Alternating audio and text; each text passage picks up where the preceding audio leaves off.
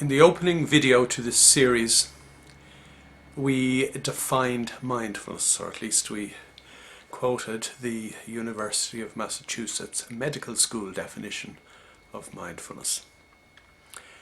Definitions are all very well, but what does mindfulness actually mean in practice? To gain an insight into that, it's worth noting how mindfulness-based stress reduction therapy and mindfulness-based cognitive therapy are deployed in the treatment, first of all, of stress, and then secondly, the treatment of chronic depression. For example, if you are suffering from chronic depression, at least the modern psychological take on depression, is a function or a construct of how you see the world, of what is going on inside your brain. Now you may say to yourself, surely there are chemical imbalances in the brain as well, but you have to ask yourself which comes first, the thought or the chemical reaction. We all know that thoughts produce chemical reactions, and as I say, the modern take on depression is that it is something that is constructed within our own minds. Therefore, mindfulness-based cognitive therapy first of all uses meditation. And I have to stress, and I'll stress it again and again and again, as I have done in the past, that meditation is the foundational training that you require to become purposefully focused through mindfulness in the here and now. But meditation is all very well, all good, if during the course of 5, 10, 15 or 20 minutes I sit with my eyes closed and I managed to actually get myself to a point of finding this gap in my head where my head is empty, and by empty I mean of useless thoughts, so it can be filled with other things.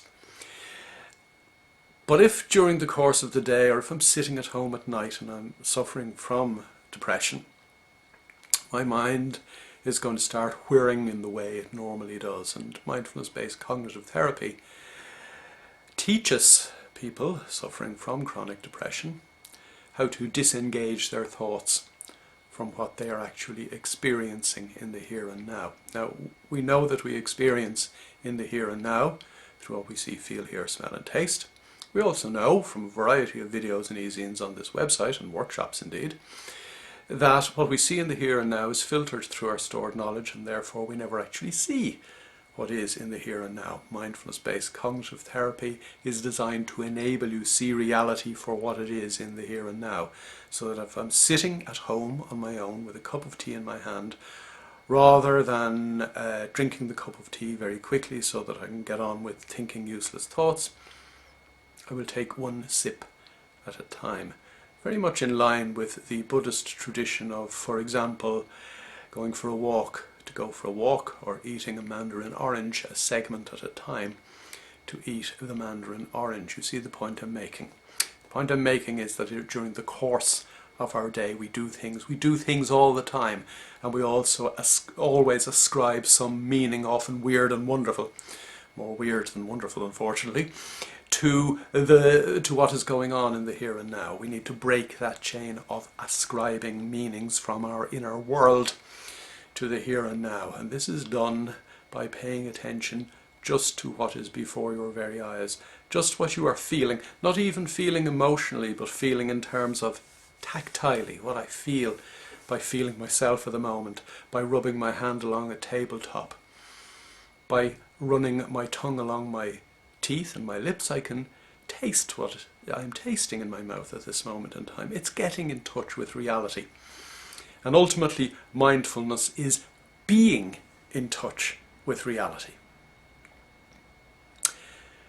That is the essence of mindfulness. The modern mind, unfortunately, is wired not to be in touch with reality, and therefore training is required. I've already mentioned the extent to which we need to meditate, but I've now also mentioned the extent to which we need to ensure that we remain in touch with reality during the course of the day, because that develops mindfulness, which is the essence and a prerequisite for purposeful focus.